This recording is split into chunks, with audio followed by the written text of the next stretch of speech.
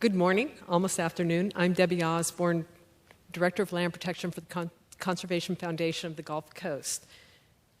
And I appreciate having the opportunity today to talk to you about land conservation, why it's important for all of us, and what we can do to save more land by working together.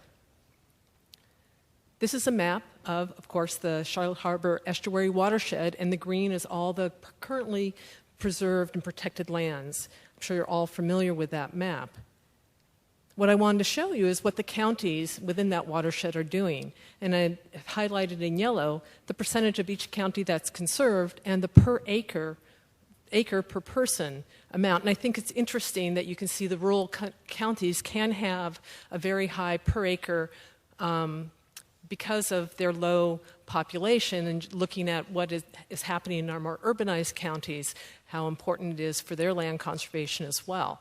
What I've highlighted in pink is that category of private, and what that includes is the work of land trusts and the tool of conservation easements, both of which I'll talk about momentarily. But I do have a series of maps here, and it's a lot of it's maybe hard to see, but what I really want you to look at are the various colors. And you'll see that in this series of maps that there is a mix of the way that land is being preserved by a number of organizations and agencies using a number of tools. So this is the northern part of the watershed, the central part, and the southern part. And again, as I said, what's important here, and what I'd like to talk about, is the purple, the private. And that really includes the work of land trusts. Who here in the audience are members or staff for land trusts? I know there's, great. Well, there's a few of you here, a number of our conservation partners. Well, let me talk to you a little bit about what a land trust is and what a land trust does. A land trust is a private nonprofit organization whose mission is to conserve land, and they do that through acquisition, accepting of donations, stewardship of land or interests in land. And through their work, they educate the community and help build a land ethic and land stewardship interests within the community. Each land trust has its own mission, its own project selection criteria. So land trusts preserve a variety of different lands throughout the watershed based on what their mission is. And most land trusts are deeply rooted in the community, so they're listening to the community, and so they're looking at a variety, again, of lands, whether it is natural habitat, whether it's parks, recreation, and trails, whether it's water quality, water quantity, agricultural lands, community gardens, historic or archaeological sites. All of those are resources that land trusts are willing to look at and conserve, based, again, on what their mission is and what their criteria is for project selection. Within Florida, there are 33 land trusts. The Conservation Foundation of the Gulf Coast is just one of those. And over the last, right now, the land trusts in Florida have protected about 170,000 acres. There are about 17,000 land trusts across the United States. And as of 2010, local, state, and national land trusts had conserved about 47 million acres, which I think is absolutely amazing. And in the last 10 years, that is about 1 million acres a year, which is very significant and just underscores the importance of the land trust, the private community, in conserving land within our watershed.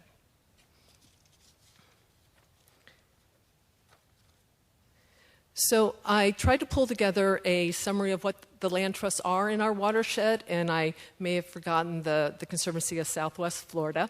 But we do have a number of land trusts working here, and each is a little bit different, a little bit unique. And they range from Green Horizons all the way up in Polk County down to the Calusa Land Trust and the Sanibel Cativa Conservation Foundation that work in southern Lee County. They can be a land trust that serves and conserves and owns and manages just one piece of land, like the Myakka Conservancy, or they can be an organization like the Conservation Foundation of the Gulf Coast, which serves an entire region. We work actually in the Charlotte Harbor, Sarasota Bay, and southern Tampa Bay. So we work in a number of counties looking at a variety of resources. What's also important on this chart is that land trusts not only own land, they own and manage conservation easements, but they also assist public agencies in acquiring land. And these categories are what are identified by the Land Trust Alliance, which is the umbrella group, the mothership as I call it, of land trusts across the country. And the assists and transfers of those projects where land trusts have actually stepped in, facilitated the transaction, and then transferred it on to another public agency for management. But what isn't shown here is the other way that's so important that land trusts work. In many cases, other lands that are owned by public agencies are there because of the behind-the-scenes work of land trusts. It's the land trusts that have identified the site. It's their members and board members and volunteers that know the landowners and bring the landowners to the table. They're the ones that are identifying the funding, helping raise the funds, building the political support and awareness. And sometimes they even take on the role of management and long-term stewardship. So land trusts play a tremendous role in helping make sure that we have significant lands conserved within our watershed. So let me talk about how we do save land.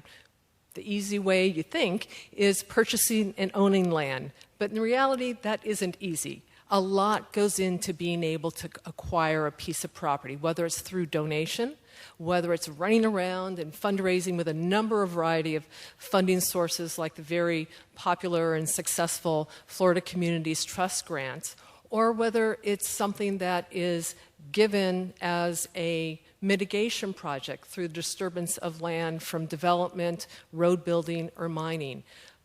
A conservation organization can accept and secure those lands in various ways. But not only do they have to find the money to acquire the land, they also have to have stewardship funds. In fact, the IRS requires that we have sufficient funds to steward the lands and conservation easements that we own, and they make us report on it every year in our tax forms. So it is something that we as land trusts know we have to be very responsible if we are taking on the management of these lands. And therefore, we do, again, work very closely with the community to make sure that they support us financially and support the lands that we do own and manage. Another way, and probably the most common tool that land trusts use, are conservation easements or conservation agreements. And they're a term of art that is thrown around a lot, and a lot of people don't necessarily know what a conservation easement is because people think of an easement, they think of maybe a right-of-way. Well, a conservation easement is a unique tool actually built in the IRS code just to enable private landowners to conserve their land. And it is a legal agreement between the landowner, the land trust or government agency that's going to be the holder of that easement. And each one is negotiated specifically for the long-term needs of the landowner, the mission of the conservation organization or agency, and the special resources on that property. Because what the conservation easement does is it requires that the landowner give up forever specific land rights that they own in their bundle of rights. When you think of land ownership, they're given away and held by this separate entity for conservation purposes in order to permanently conserve the special resources on the property. So they're a very flexible tool. They allow the landowner to continue to own and manage their land. They can pass it on to their heirs. They can sell it. Every subsequent owner is then bound by those terms of the conservation easement, and the holder of that easement, whether it's the land trust or the public agency, is required to enforce the terms of that easement in perpetuity. And as we love to say, that's a very, very, very long time. So we have to think very long term when we're taking on the responsibility of owning and managing these conservation easements.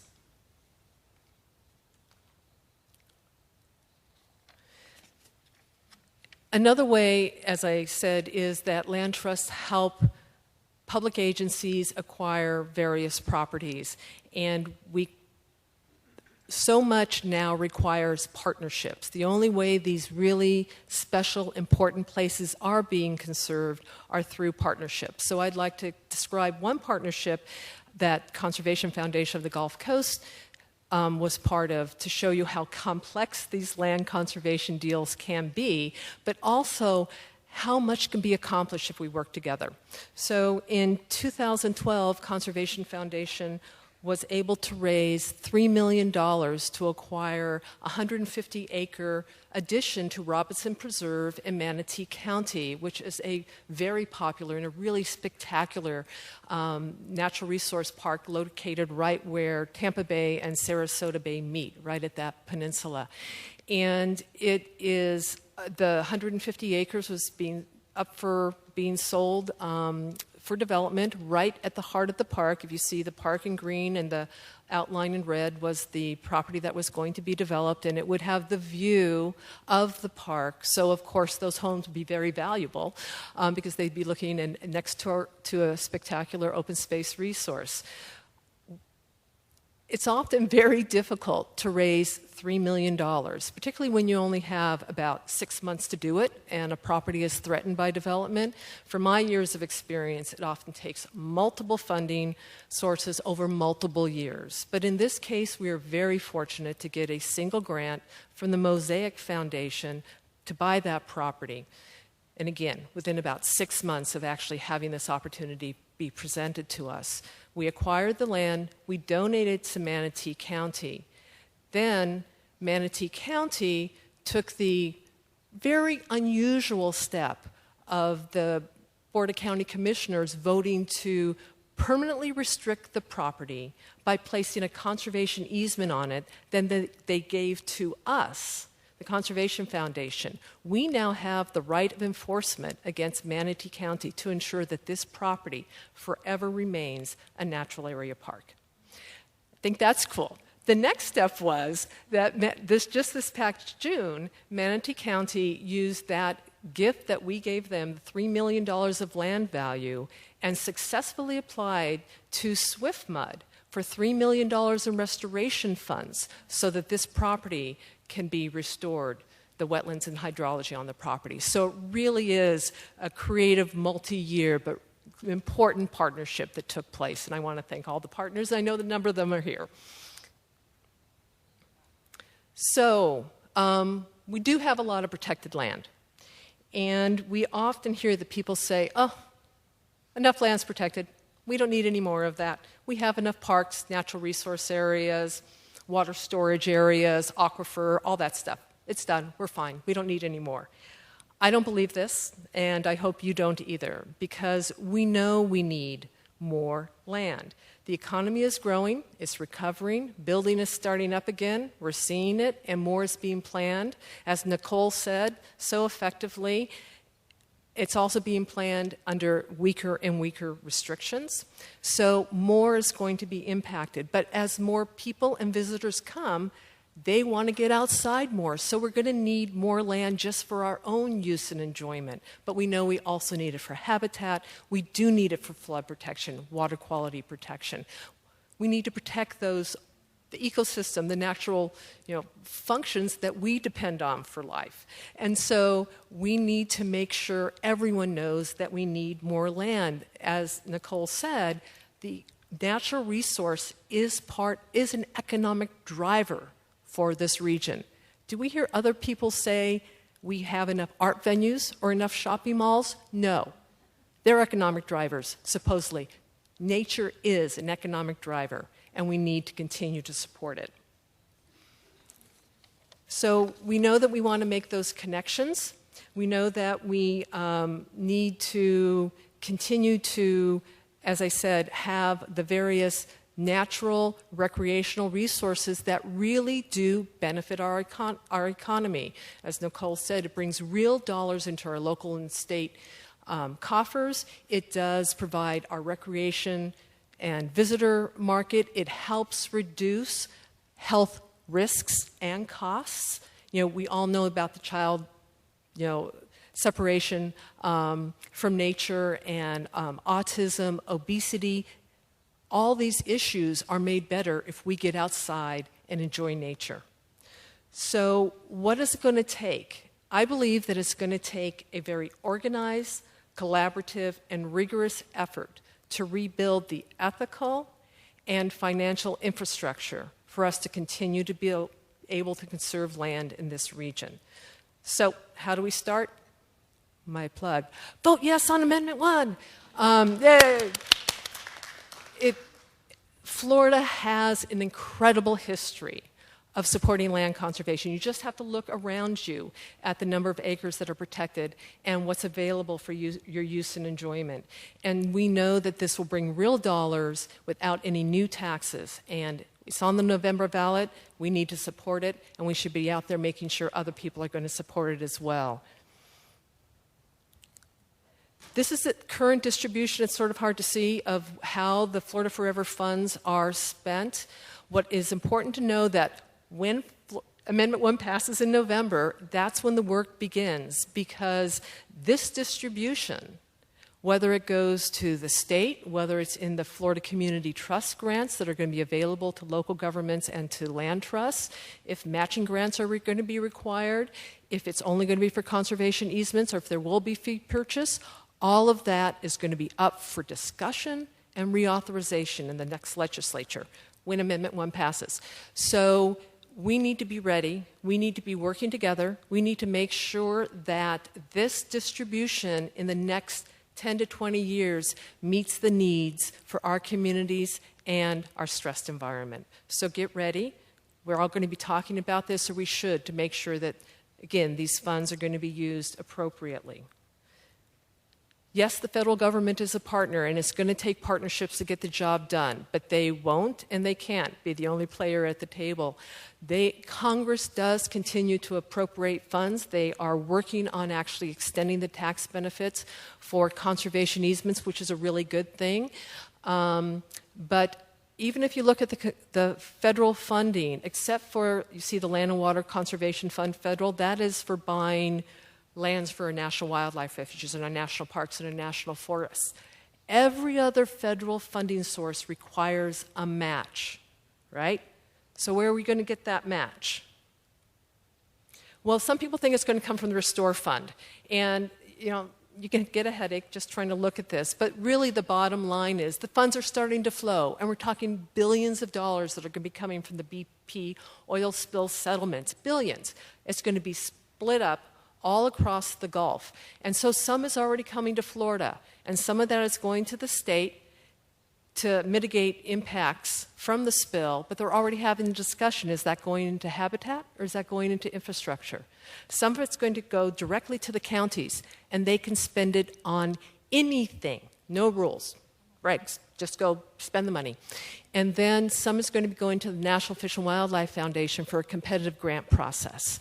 So we need to make sure that if you like land protection and water quality protection, that our projects are there at the table. There's been a great work done by the NEPs getting together and presenting the land conservation and land restoration needs. We need to make sure that the dollars are going to the right place. And if there is going to be, on some of these programs, there is going to be required match. And so, again, where is that match coming from? The state, as we hope, but also local government. Local governments here along the coast have had a great history of funding land conservation. The scary thing is it's all about to disappear. And if we aren't there to support it, if we aren't there to build the case with the information that Nicole presented and our visitor bureaus are talking about, that nature is an economic driver for our community, we could lose these funds. By losing local government funds, we lose the possibility of leveraging state funds and federal funds, restore funds. We must have the funding at the local level as well. And so, again, some of these are coming up for the next couple of years, and we want to help you keep those in place. So just one last comment. There are ways for you to help. And one thing that I would hope that you would do, we have a Conservation Foundation is going through our own strategic planning process. We have a questionnaire that's out. that we've given you, that we would love your input on what are the important resources and what are that need to be protected the next few years in this region, and what are the trends that we should take into consideration for the coming years. And all of you have expertise, and the land trust community hope that we can work with you, identifying sites, protecting sites, and restoring sites. So these are the two questions. Lee, my colleague from Conservation Foundation, will be over by the map, and please put your two dots on your favorite place to have conserved. Thank you.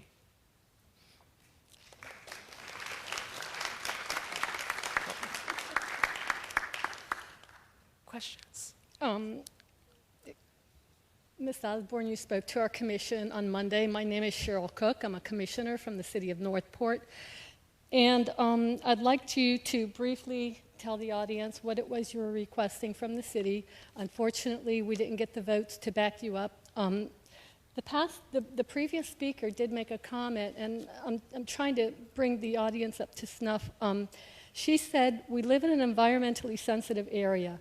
I wanted you to know that the 2 votes that you got of the 5 the 3 that you didn't get, 2 of the votes are from Florida. I'm from Miami. Commissioner DeFranco is from Tampa. We understand, it's in our DNA, how important conservation is. So I wonder if you could share with the audience what it was you were requesting from the city of Northport, and what do you think was the pushback from the 3 pro-development commissioners? Conservation Foundation submitted an application to the Florida Forever program to get on the list of future projects to be funded with state funding. Our Florida Forever application includes 3 properties: Triangle Ranch at the north side of the Mayaca Island, Shep's Ranch right in the view of the upper Mayaca Lake, and the famous, infamous Isles of Athena, McCall Ranch, Orange Hammock Ranch, almost 6,000 acres in Northport. And we had sought the support of the city of Northport in our application. It wasn't anything that was required, but we wanted to make sure that we had the support because, again, I believe in partnerships.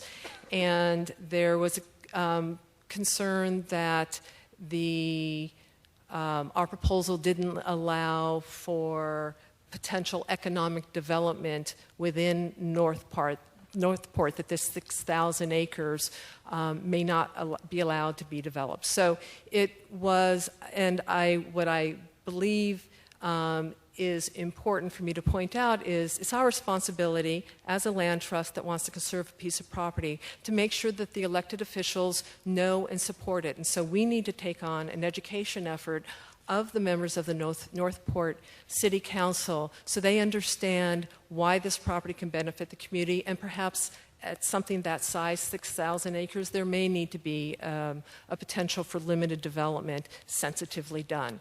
But that's also the choice of the landowner and who they're willing to sell it to, and they're willing to work with us for conservation. Yes? Yes, regarding the conservation easement, that also includes the underground rights? Yes. So if you think of a bundle of land ownership as a bundle of rights, you have... So I'm thinking of mineral rights. Oh, mineral rights. You can give up mineral rights. Most conservation easements prohibit mining. So it's difficult to put a conservation easement on a piece of property where the landowner doesn't have the mineral rights. But in most cases, the conservation easement will prohibit that land from being mined. It will prohibit any dredging or anything like that. So yes, you can control mining if conservation easements on that land. In some cases, conservation easements are put on afterwards. Again, it really depends on what the resource is and what the ownership rights are that you have the ability to work with the landowner to sever and hold for conservation. Does that answer your question?